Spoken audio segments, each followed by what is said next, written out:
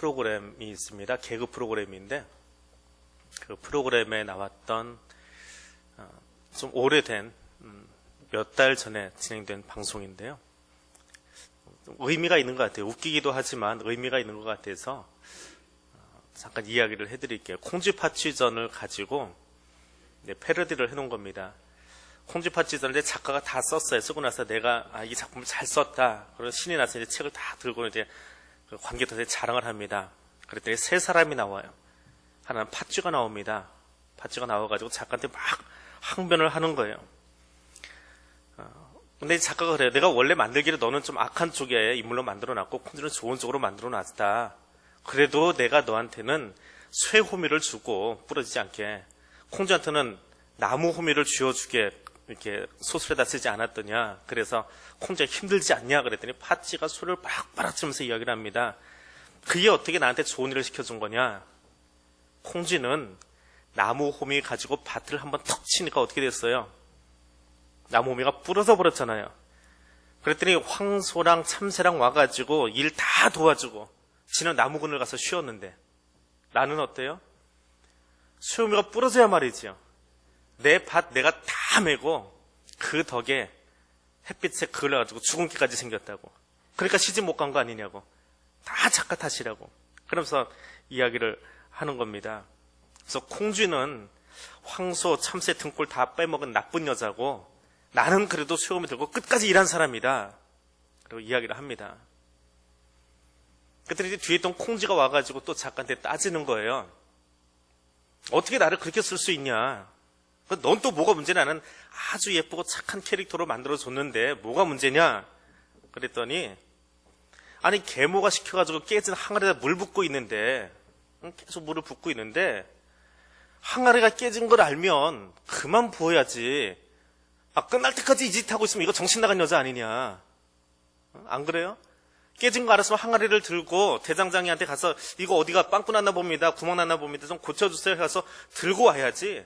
두꺼비 나타날 때까지 이 짓 하고 있으니 이거 머리 나쁜 여자지. 정신 나간 여자지. 이게 정신 제대로 박힌 여자냐. 어떻게 나를 그렇게 만들어 놓냐. 그리고 하나 더 궁금한 건 날 도와준 그 두꺼비 언제 집에 가냐 대체. 그 항아리 계속 쓸 거 아니에요. 마지막에는 두꺼비 엄마도 나옵니다. 우리 두꺼비가요 맨날 아랫목에 누워가지고 정신 나간 애처럼 맨날 그래요. 물 부어 물 부어 물 부어 그러고 있대요.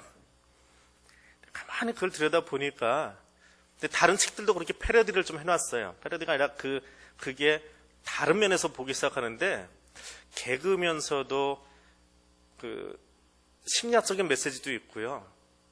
뭐 춘향전이나 뭐 빨간 두건이나 하여튼 책들을 다 어린이 동화책을 쫙 열거를 하면서 이거 그냥 볼 게 아니다.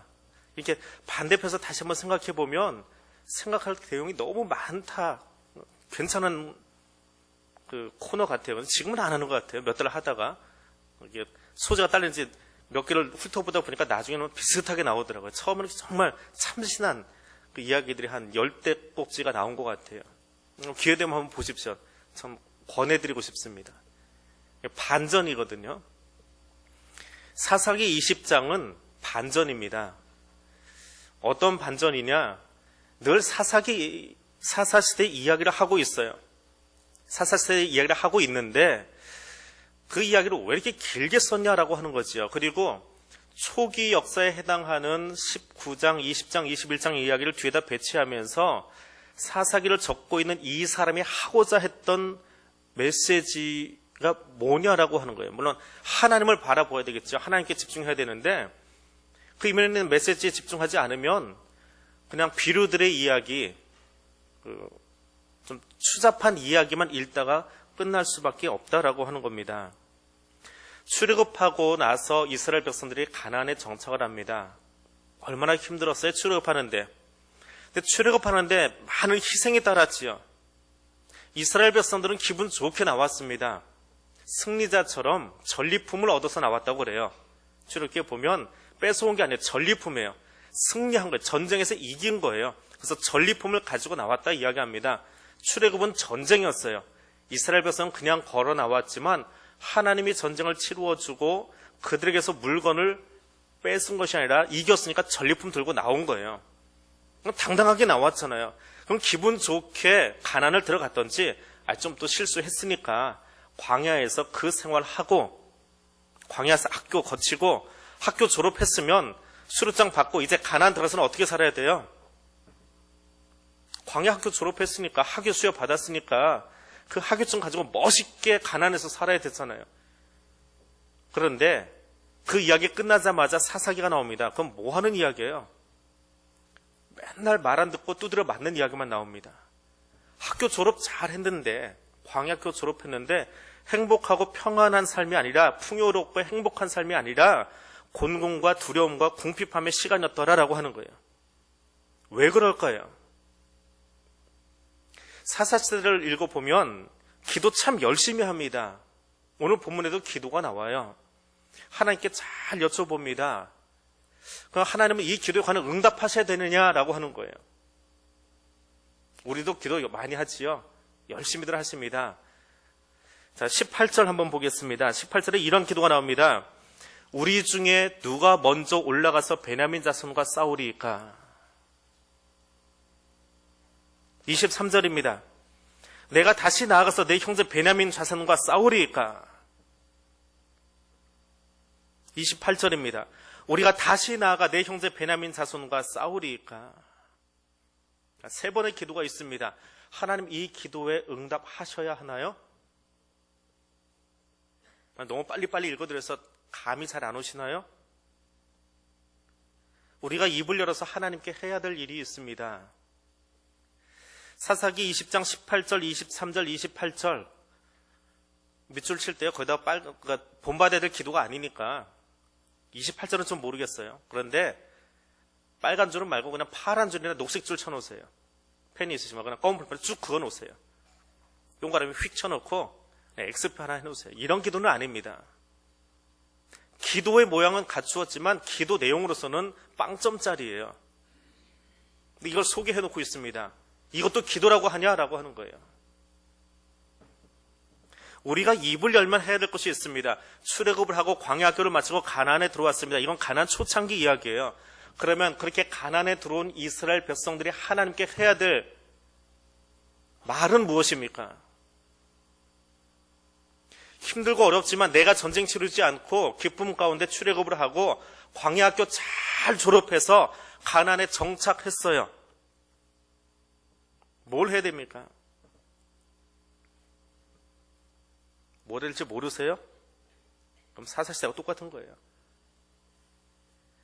출애굽할 때 이스라엘 백성들이 아우성칩니다. 우리 좀 살려달라고 죽겠습니다 했더니 하나님이 들어주셨어요. 그래서 출애굽시켜 주셨습니다. 사사시대도 똑같이 부르짖습니다. 아이고 죽겠네. 그래서 하나님이 살려주십니다. 근데 이스라엘 백성들을 출애굽시키고 사사시대의 이스라엘 백성들을 그 외적들의 침입 가운데서 구원해 주셨을 때 하나님에게 득이 되는 건 뭡니까?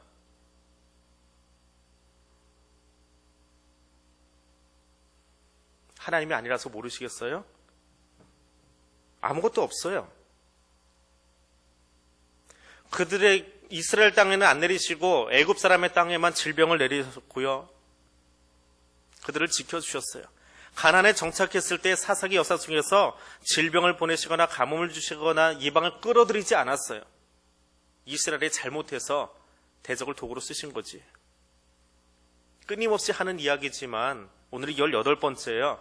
17번 사사기 강해하면서 끊임없이 하는 이야기지만 이스라엘이 하나님을 버렸고 외면했고 모른 척했고 떠나버렸어요.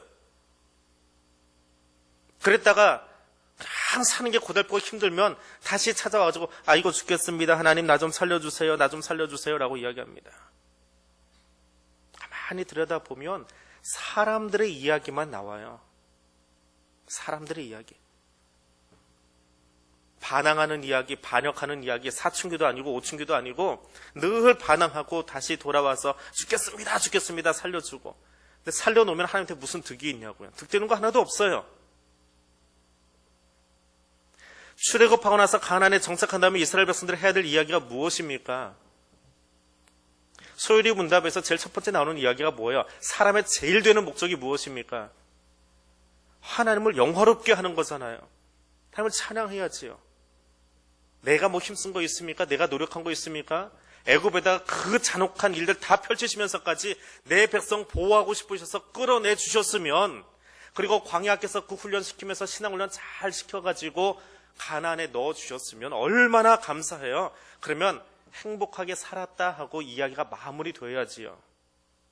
반전도 그런 반전이 없어요. 하나님 떠나버립니다. 하나님 반역합니다. 거스릅니다. 그 떠났던 이스라엘이 뻔뻔하게 하나님께 부르짖습니다. 그런데 하나님 그래도 들으세요.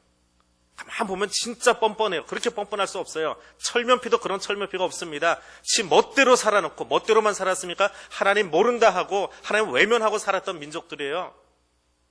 근데 죽겠으니까 와서 살려달라고 합니다. 뻔뻔한 거지요.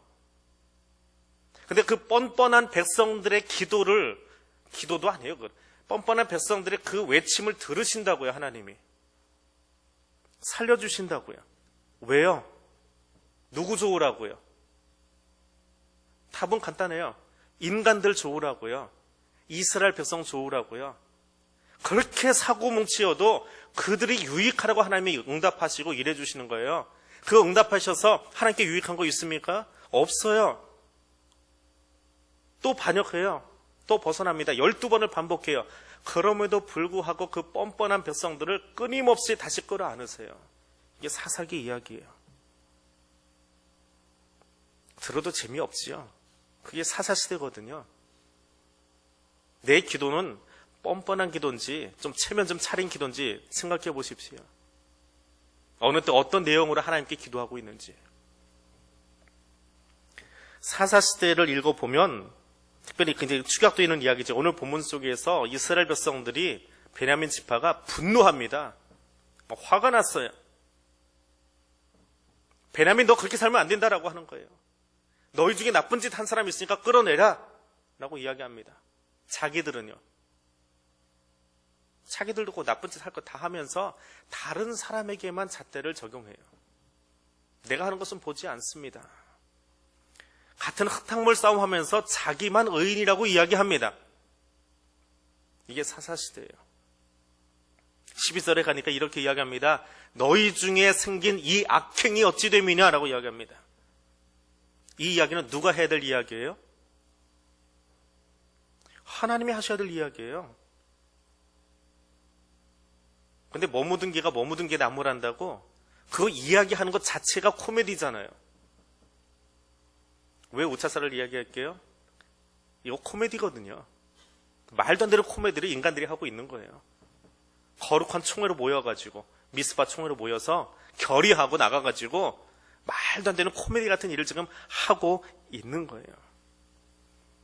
13절에서 이렇게 이야기합니다. 그런즉 이제 기브아 사람들 곧 그 불량배들을 우리에게 넘겨주어서 우리가 그들을 죽여 이스라엘 중에서 악을 제거하여야 하리라 이야기합니다.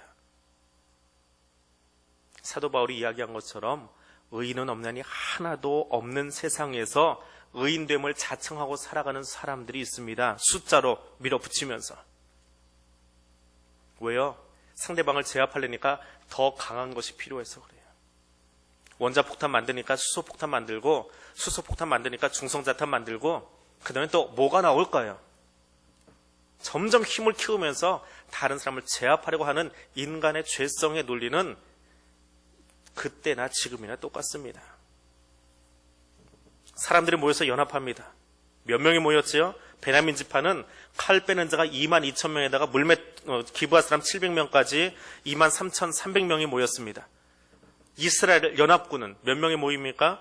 칼 빼는 자만 44만 명 모입니다. 그러면 이거 합쳐놓으면 46만 명 정도 됩니다. 이스라엘의 군대 숫자가 몇 명이에요? 출애굽할 때 남자를 계수했더니 몇 명이라고? 그게 군대 숫자예요. 끝자리 띄고 60만이에요. 우리 군대 숫자하고 똑같아요. 대한민국 군대 숫자하고 출애굽에 나오는 민수기에 나오는 이스라엘 군대 숫자가 60만이에요. 그러니까 누군가 빠졌지요? 60만이 지금 다 결집이 안 됐습니다. 베냐민 23,300, 이스라엘 44만, 그럼 뭔가 또 빠졌지요? 이것도 빌미예요, 이제. 이건 다음 주 본문이에요. 이 빠진 것 때문에 또 문제가 생겨요. 그러니까 하나는 빠지고 모였습니다. 아무튼 44만 명이 모였어요. 연합군이 44만이고 베냐민이 23,300입니다. 자, 사사기를 쭉 읽다 보면 지금까지 17번 우리가 보아왔는데 이스라엘이 이방 사람들이 공격했을 때 그들을 밀어내려고 연합해서 싸웁니다. 근데 보통은 혼자 나가요. 보통 혼자 나갑니다. 삼손같이 혼자 나가서 싸워요. 그런데 최대로 많이 모였을 때가 누가 끌어모았을 때예요? 숫자 생각나는 거 있잖아요. 누구와 몇 명 할 때. 기드온이 나팔 불었을 때 32,000명이 모였습니다. 최대로 모인 게 32,000이에요. 이방하고 싸울 때, 외적하고 싸울 때. 그런데 베냐민 지파 치겠다고 모인 숫자가 몇 명이라고요? 44만이요. 적을 칠 때는 나가서 죽으면 어쩌냐 그러다가 우리끼리 싸우는 거니까 상대방을 대충 알거든요. 이스라엘 12지파 중에 제일 힘없는 꼬레비 지파거든요. 까짓거 우리 40만 모이면 밀어버릴 수 있어요. 우리 영적 싸움 잘해야 됩니다. 사탄하고 싸울 때 힘내지 않고 마음에 안 드는 사람 공격할 때 다 일어날 때가 있습니다. 교회가. 사탄하고 싸우는데 힘을 내야 될 교회가 사탄하고 싸울 때는 주저해요. 무서워서 나 손해볼까 봐. 근데 나와 마음이 안 맞는 사람 공격할 때는 다 들고 일어납니다. 연합합니다. 44만이 일어나요. 사사시대가 달리 있는 줄 아십니까? 안타깝게도 우리 현장에도 계속 이 일은 반복되고 있다는 거예요. 우리 안에서 누군가를 아프게 하고 힘겹게 하는 데는 다 들고 일어납니다. 근데 세상의 불의에 대해서는 그렇게 일어나지 않아요. 침묵합니다. 눈 감고 있습니다. 그러면서 하나님께 여쭙니다. 아까 앞에 놨던 그 3번의 기도 말입니다. 정말 해야 되는 일은 뭔데요? 미스바에 모여서 해야 될 일이 무엇인데요? 그거 안 하거든요. 그래서 이 일을 다 정리하고 그 미스바에서 회개 운동을 일으킨 사람이 있지요. 미스바 기도 운동하면 꼭 등장하는 사람이 하나 있습니다. 누구예요? 사무엘이요. 이 뒤에 나오는 이야기. 그러니까 사사기의 이 엉성하고 이 불합리하고 이 악한 이야기를 다시 정리해 나가기 시작해요. 이런 역사 쓰지 말자 그러면서 그 뒤에 이야기들 다시 붙어나갑니다. 룻기가 붙어나오고요. 이 사사 시대도 이런 사람이 있어라고 하는 거예요. 그리고 그 사사의 마지막 사람이 어디서요? 그들이 실수했던 미스바에서 다시 모여서 정말 해야 될 일을 해요. 뭐요? 전쟁하러 나가자라고 하는 것이 아니라 회개운동을 벌입니다. 그 일 해야 될 곳인데 거기서 말도 안 되는 일이 벌어집니다. 어떤 일이요? 베냐민 멸절시키자라고 하는 거예요. 그렇게 말하는 자기는, 그렇게 말하고 있는 자신들은 보이지 않습니다. 자신들의 실수와 자신들이 하나님 앞에 서지 않았던 것들은 보이지 않습니다. 자, 하나님 응답하십니다. 사사시에도 끊임없이 응답은 하십니다. 답을 주십니다. 18절에 가니까 유다가 먼저 갈지니라. 23절에 첫 번째 전쟁에서 실패하고 나서 어찌합니까? 그랬더니 올라가서 치라 라고 이야기합니다. 가만 들여다보면 하나님 답하셔놓고 왜 전쟁은 그렇게 만드셨을까라고 하는 생각이 들어요. 다시 한번 보십시오. 제가 오늘 이 강의 앞에 시작하면서 어떤 이야기 했어요? 제일 앞에 나온 이야기가 뭐예요? 우차사 이야기지요? 그 왜 한 줄 아세요? 코미디거든요. 백성들이 지금 하나님께 기도랍시고 했는데 이건 기도가 아니에요. 정색하고 이야기하는 게 아니고 하나님의 입장에서는 그래. 이건 기도라고 받을 수 있는 게 아닌데 했어요. 그 사람들이 뭐라고 외쳤어요. 지금 자기한테, 하나님한테. 그럼 말도 안 되는 이야기를 하는데 하나님 거기다 정색하고 이야기하십니까? 아니요. 하나님도 같이 코미디 하신 거예요. 쉽게 이야기하면. 누구는 농담으로 하고 있는데 그 정색으로 받으면 대화가 안 통하잖아요. 하나님은 그들의 이야기를 기도로 받지 않으신 거예요. 기도로 받으신 게 아니라고요. 농담에 농담처럼 반응한 거예요. 그래서 두 번의 패배가 일어났습니다. 또 어이없는 거는 베냐민이 어이없는 전쟁을 벌입니다. 이스라엘 전체와 싸우겠다고 어이없이 나옵니다. 숫자도 될 수 없지요. 근데 더 웃긴 거는 베냐민은 하나님한테 물어보지도 않아요. 코미디 같지만 이스라엘 연합군은 하나님께 묻는 신용이라도 했습니다. 근데 베냐민은 아예 묻지도 않아요. 그래놓고 44반에 겁없이 덤벼듭니다. 왜냐하면 이 700명이 아주 용사들이거든요. 왼손으로 무엇인가를 돌릴 수 있는 사람, 그건 양손잡이라는 뜻입니다. 양손을 다 쓰면서 한 손에는 칼 들고 한 손에 물맷돌 돌릴 수 있는 정말 용사들이에요. 그러니까 그거 믿고 덤빈 거예요. 그래서 한 번, 두 번 이기니까 기고만장해진 거예요. 근데 그러면서 한 번도 자기들의 전력은 믿지만, 자기들의 기술은 믿지만 하나님께 한 번도 질문하지 않은 것이 베냐민이에요. 누가 이렇게 카톡을 보낸지 모르겠네요. 또 오고 있습니다. 아무튼 세 번째 전투에서 베냐민 지파가 23,300명이 나갔다가 600명 남습니다. 완전히 지파가 없어져 버린 거지요. 얼마나 안타까운 이야기가 거기 있습니까? 이걸 보고 여기서 이 사람이 잘했다, 저 사람이 잘했다, 그거 이야기할 게 아니에요. 하나님 앞에 잘못 서면 그 민족이 어떻게 되어지는지 보아야 돼요. 하나님이 정말 원하시는 게 무엇인지 보아야 돼요.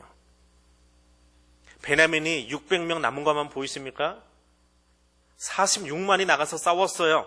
동족 상잔의 비극이 벌어졌습니다. 우리 6.25처럼 몇 명이 죽었다고요? 양쪽 도합 6만 6,500명이 죽었습니다. 이 전쟁을 벌이면서도 계시받기 위해서, 하나님께 뭔가 인정받기 위해서 종교 행위는 다 하고 있습니다. 종교 행위를 하면서 거기서 싸우고 있어요. 예배 드려놓고 싸운다니까요. 회의하기 전에 예배 거룩하게 다 드리고 그리고 나서 싸우고 있어요. 요즘 다 인터넷으로 생중계되니까 교단 총회 같은 거 보면 총대로 안 가도 그냥 볼 수 있더라고요. 인터넷 틀어놓으면 생중계돼요. 한 2초 늦는 간격으로 총회 현장을 그대로 다 비춰줍니다.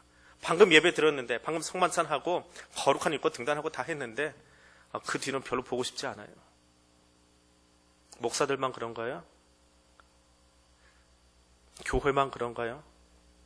우리가 바로 서지 않으면 이 이야기는 끊임없이 반복시키고 있습니다. 하나님이 함께 하신다면, 하나님께 정말 예배 드리고 그 앞에 백성들이 앉아 있다면 찢어지고 갈라지고 나누어졌던 것들도 화합하고 꿰매고 서로 용납하고 수용하는 자리가 돼야 되는데 거기 예배 왜 드렸어요? 하나님이 거기 계신데 왜 찢어지고 왜 나누어지고 왜 싸워요? 그건 예배가 아니지요. 하나님 만난 게 아니지요. 그게 두려운 자리인 거예요. 그게 사사시대인 거예요. 사사시대는 여기 성경책에만 있지 않아요. 오늘 우리 안에 있습니다. 기억하십시다. 꼭 기억하십시오. 하나님은 우리에게 회개할 기회를 지금도 주고 계십니다. 이 악이 어쩐 것이냐? 이 악이 어찌미냐? 물론 좀 틀린 말이에요. 잘못된 말이에요. 이스라엘 백성들이 이 단어 쓰면 안 돼요. 자기들 멋대로 좀 판단한 거긴 합니다. 이스라엘 스스로 파악하고 자기들끼리 그냥 판단해서 너희가 라 했어 그래요. 이 악이라는 말인데요. 이건 우상 숭배했다는 거예요. 사실은 베냐민이 지금 우상 숭배한 건 아니거든요. 성적인 죄를 지은 거지. 타락의 길을 걸어간 거지. 그건 아니거든요. 근데 자기들이 주변 상황 제대로 파악 못한 거예요. 그리고 다른 단어를 써서 총회에서 결의를 해버렸어요. 미스바 총회에서. 이 결의하고 44만이 동원이 됩니다. 아무튼 그 결의 후에 이스라엘이 베냐민에다가 통보를 해요. 너희 중에 이 악을 행한 사람을 좀 끌어내라. 그를 징계해야 되겠다. 아주 잠깐이지만, 코미디 같은 이 20장의 이야기 속에 아주 잠깐이지만 이스라엘 지도자들이 했던 이 행동만큼은 인정해줘야 돼요. 왜냐하면 그 죄 때문에, 아비의 죄를 아들에게 묻지 말라고 그랬잖아요.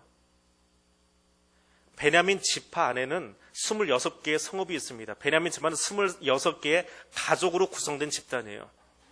아주 자그마한 지파죠. 그럼 누군가 범죄하면 그 성읍 하나, 그 가족 하나만 징계하도록 돼 있어요. 이게 신명기 법전이에요. 가나안에 들어가기 직전에 법을 해석하면서 모세가 다시 이야기해 줬는데 거기에는 내 백성을 거룩하게 구별하는데 사촌의 죄 때문에 여기다 묻지 말래요. 가족의 죄만 물으래요. 그 성 하나는 멸절시키래요. 그래서 나머지 성들이 그것을 보면서 회개하게 하래요. 그래서 지도자들이 베냐민 지파에게 이야기했어요. 너희 그 기브아 성에 있는 사람들 다 끌어내. 거기가 실수했을까? 그 성만 치리할게. 여기까지는 괜찮았어요. 그만큼 하나님이 막 나가는 세상 같지만 그 짧은 순간에도 백성들이 회개할 기회를 주신 거예요. 오늘 우리에게도요, 하나님 회개할 시간들을 주십니다. 이 민족을 바라보면서 다 썩은 것 같고 다 잘못된 것 같지만 그래도 이 민족을 끌어안고 기도할 수 있는 시간들을 우리에게 주고 계세요.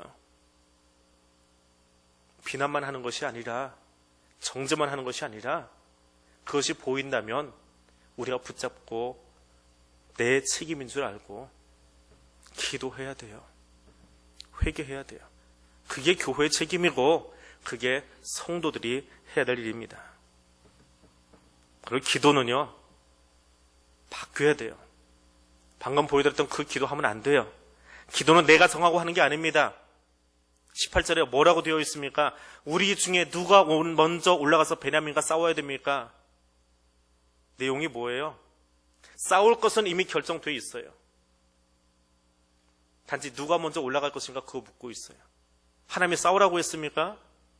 베냐민 치라고 했습니까? 하나님 말씀하신 적 없어요. 내가 결정했어요. 내가 결정하고 하나님께 물어보는 거예요. 그게 묻는 거예요.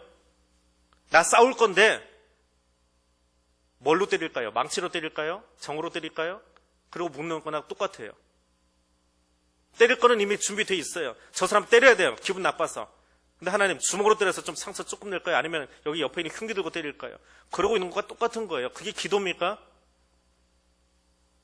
저 사람 어떻게 파멸시켜야 될지 이미 내 마음속에는 악감정이 가득 차 있어가지고 칠 준비 다 돼 있어요.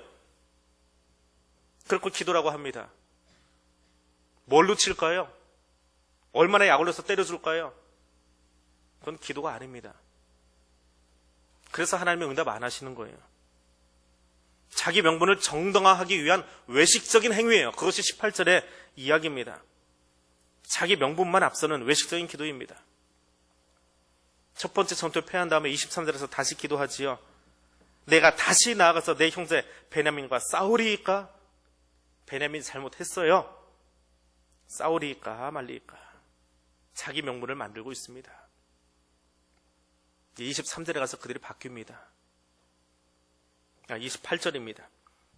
28절에 아론의 손자인 엘르아살의 아들 비느하스가 그 앞에 모시고 섰더라. 그들이 여쭈기를 우리가 다시 나아가 내 형제 베냐민 자손과 싸우리까 말리까? 이제는 하나님께 물어봐요. 결정 안 했습니다. 하나님께 물어봐요. 기도는 내 뜻을 하나님께 강변하는 것이 아니라 하나님의 뜻에 나를 복종시키는 거예요. 힘들고 어렵지만 거기에 복종시키는 게 기도예요. 다 결정해놓고 하나님 이거 해주세요라고 하는 건 기도가 아니에요. 그건 하나님을 내 손바닥 위에다 올려놓고 내가 마음대로 하겠다는 거예요. 떨어질래 말래 내 기도 들어줘야지. 알라딘의 마술램프 만지는 것처럼. 그게 기도 잘하는 게 아니거든요. 기도 잘하는 사람은 하나님 앞에 내 마음을, 내 혈기를 다 부수고 깨트리고 복종시키도록 기도하는 거예요. 하나님 뜻이 무엇인지 보이는데 감당하기가 너무 힘들어요. 감당할 수 없어요. 그래서 기도하는 거예요. 하나님, 뜻은 분명한데 참 내가 감당하기 힘이 듭니다. 어렵습니다. 나를 좀 바꿔주세요. 하나님 말씀하실 때마다 꼭 내 머릿속에 누구를 생각나게 하셔가지고 그 사람 좀 용서하라고 하는데 도무지 용서가 안 돼요. 내 마음속에. 그러니까 나 좀 때려주세요. 나 좀 고쳐주세요. 그게 기도예요. 하나님, 저 인간은 영 마음에 안 드니까 저 사람이 바뀌든지 내가 바뀌든지 아니면 저 인간을 그냥 다른 교회로 보내버리시든지, 이건 기도가 아니에요. 이건 응석이지요. 안 되니까 나를 쳐서 십자가 복음대로, 예수의 복음대로 살아가게 나를 치는 거예요. 나를 바꿔달라고 요청하는 거예요. 내가 안 되니까 성령의 도우심을 구하는 거예요. 그게 기도예요.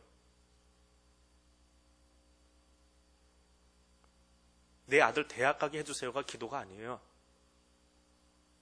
공부 습관 안 들어있는 내 아들이 그 앞에 앉아서 변화될 수 있게 해달라고, 그 아이를 성령님이 바꿔달라고 기도를 해야지요. 잔소리한다고 바뀝니까, 아이가? 고등학교 1, 2, 3학년 동안 잔소리 해보세요. 엄마하고 걔만 더 생기지. 말 안 하려고 그래. 애들 방문 걸고 들어가서 안 나옵니다. 잔소리 듣기 싫어서. 그 아이를 하나님께 맡겨야죠. 내가 안 되니까. 기왕 이 땅에 사는 동안에 내게 맡겨주신 하나님의 선물이라면 잘 바뀌도록 하나님께 맡겨야지요. 하나님이 바꾸시도록. 어차피 책임지실 건데, 하나님이. 그 아이를 바라보면서 뭔가 내가 수용이 잘 안 되고 내가 용납이 잘 안 돼요. 하나님, 저 아이조차 수용 못하는 나를 좀 바꿔달라고 기도해야지요. 그게 기도예요. 내가 수용할 수 없는 내 아들들, 내 딸들, 그들을 수용할 수 있게 그 성령의 도우심을 구하는 거예요. 올라가리까 말리까 결정하지 않았어요. 이제는 하나님의 뜻을 전폭적으로 묻고 있습니다. 그런 기도의 사람 되시기를 바랍니다. 또 하나, 이 사사기 이 역사를 이 뒷부분에다 적어놓은 거는 하나님의 역사는 분명히 흘러간다라고 하는 것을 보여주기 위한 장치입니다. 출애굽한 이후에 모세가 이스라엘을 리드합니다. 모세가 죽은 이후에 누가 리드하지요? 여호수아를 통해서 리드해요. 여호수아는 어느 지파 사람이에요? 에브라임 지파 사람이에요. 에브라임은 북쪽 지파입니다. 자, 이스라엘이 왕정시대를 들어가서 솔로몬 성전, 예루살렘이 지어지기 전까지 이스라엘 백성들이 함께 모여 기도하는 장소가 있어요. 성소가 있던 곳이 있습니다. 그게 어딘지 아세요? 실로예요. 그게 어디에 있는 땅이에요? 에브라임 거예요.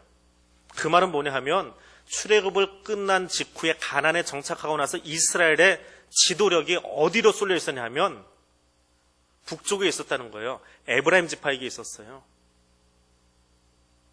요셉의 두 아들들 가운데 므낫세가 아니고 에브라임에게로 장자권이 넘어가 있었어요. 르우벤이 잘못했기 때문에 빼버리고요. 에브라임이 지도를 가지고 있었어요. 근데 그 땅 안에서 지금 잘못한 것이 생겼어요. 레위인도 실수했지만 레위인 잘못했어요. 그러면 그 땅에 좀 지도를 가지고 살아가던 에브라임이 해야 될 일이 뭐예요? 안 했어요. 그래서 미스바의 총회로 모입니다. 그리고 누가 먼저 올라갈까? 라고 하나님께 여쭈어 봅니다. 그리고 움직이기 시작한 게 누구냐 하면 유다 지파예요. 이 사사기 이야기는 에브라임에게 있던 촛대를 하나님이 유다로 옮기시는 정치적인 이야기가 깔려 있어요. 그래서 사무엘서로 넘어가면 베냐민 지파에 잠시 거쳤다가 유다 지파로 넘어가는 구원의 역사를 하나님이 정교하게 끌어나가시는 것을 볼 수 있습니다. 내게 오늘 맡겨주신 소금과 빛의 사명을 바르게 감당하지 않으면 옮겨버리십니다. 하나님이 기회 주실 때에, 하나님이 사명 안겨주실 때에 그때 감당하십시오. 언제까지고 할 수 있는 것 같습니까? 그렇지 않습니다. 지금 내게 헌신의 기회를 주시고 지금 내게 사명 감당할 수 있는 기회 주시는 그 시간에 그 사명 감당할 수 있기를 원합니다. 마지막으로 앞에서 했던 이야기입니다. 이스라엘 백성들이 이 모든 일을 하기 위해서 미스바에 모였습니다. 지난주에 봤던 1절의 이야기지요. 그 회중이 일제히 미스바에서 여호와 앞에 모였습니다. 미스바는, 예배의 자리는 죄를 성토하는 자리가 아닙니다. 교회는 죄를 성토하는 자리가 아닙니다. 교회는 온갖 구질구질한 죄인들이 다 들어와서 예수 십자가 앞에서 용서받고 용서의 기쁨을 누리고 하나님을 찬양하는 곳이지, 죄인이 죄인 나무라고, 죄인이 죄인 손가락질하고 죄인들끼리 모여서 회의하면서 남 치리하는 곳이 교회가 아니에요. 물론 헌법에 치리 조항이 있고 권징 조항이 있지만 미스바 총회는 치리하기 위한 곳이 아니라 그들이 실수하고 잘못했던 것들을 놓고, 레위인이 잘못했고 베냐민 지파 땅 가운데서 그 일이 일어났지만 그것을 우리가 막아주지 못했고 그 레위인을 지켜내지 못했던 이스라엘의 문제를 놓고 그들이 회개하고 기도해야 될 장소예요. 사무엘을 통해서 그 일이 일어날 때에 하나님이 그 기도를 들으시고 그들을 통해서 승리케 하십니다. 에베네셀의 하나님을 보여주십니다. 기도가 없는 총회로 모이면, 하나님을 두려워하지 않는 미스바로 모이면 내 형제를 멸절시켜버리는, 베냐민 지파를 역사 속에서 지워버리는 그 일을 합니다. 똑같이 미스바에 모였는데 죄를 회개하는 것으로 모이면 살아나고 하나님의 힘주시고 하나님의 군대가 되어서 외적을 물리칩니다. 그러나 똑같은 미스바에 모였지만 회개가 없고 질타하고 징계하고 성토하는 자리로 모이면 내 형제를 아프게 하고 다음 주에 보는 것처럼 통곡하는 자리로 바뀌어버립니다. 오늘 우리의 예배 자리는 어떤 자리입니까? 원례를 하기 위해서, 그건 교회가 여러 가지 모양으로 회의를 하기 위해서, 교회가 하나님 앞에 서기 위해서 모였을 때에 그 자리는 어떤 자리입니까? 사무엘이 서 있던 그 미스바의 자리가 될 수 있기를 원합니다. 오늘 우리의 자리가 그런 자리 될 수 있기를 원합니다. 잘못한 사람들을 힐난하고 사회 문제를 언급하면서 저들이 실수했다고 말하는 자리가 예배의 자리가 아니라, 하나님, 그들을 위해서 내가 울지 못했고 그들을 위해서 가슴 아파하지 못했고 그들이 회개하도록 내가 기도하지 못했었음을, 그것이 그리스도인의 사명인데, 제사장인데 나의 사명인데 내가 그거 하지 않았음을 회개할 수 있는 자리가 이 자리가 될 수 있기를 원합니다. 하나님은 그 자리를 구별하실 겁니다. 그리고 거기 기도하는 그 사람들을 통해서 하나님 일하십니다. 오늘 우리 교회가, 오늘 나의 기도 자리가 그렇게 바뀔 수 있기를 원합니다. 우리 같이 기도하겠습니다. 하나님, 이 나라와 이 민족의 아픔을 놓고 이 시간 기도합니다. 북녘을 향해서, 나와 뜻이 맞지 않는 사람들을 향해서 연일 쏟아지는 사회면의, 정치면의 뉴스를 바라보면서 힐난하고 질타는 하지만 그것 때문에 같이 아파하고 울지 못했습니다. 이 나라와 이 민족의 죄를 회개하며 내가 기도합니다. 하나님, 교회가 하나님의 말씀 위에 바르게 서서 달려가야 하는데 그 말씀대로 살지 않았던, 말씀처럼 사랑하지 않았던, 말씀처럼 용서하지 않았던, 그리스도의 이름만 가지고 있지 그리스도를 살아가지 못했던 내 모습을 회개합니다. 그리고 금년 한 해 우리에게 주신 제목처럼 주님과 함께 세상으로 나가겠습니다. 내 의로, 내 열심으로 세상으로 달려나가는 것이 아니라 주님과 함께 세상을 향해서 우리의 가정으로, 우리의 기업으로, 우리의 땅으로 걸어나가겠습니다. 이 세 가지 기도 제목 가지고 함께 동성으로 기도하겠습니다.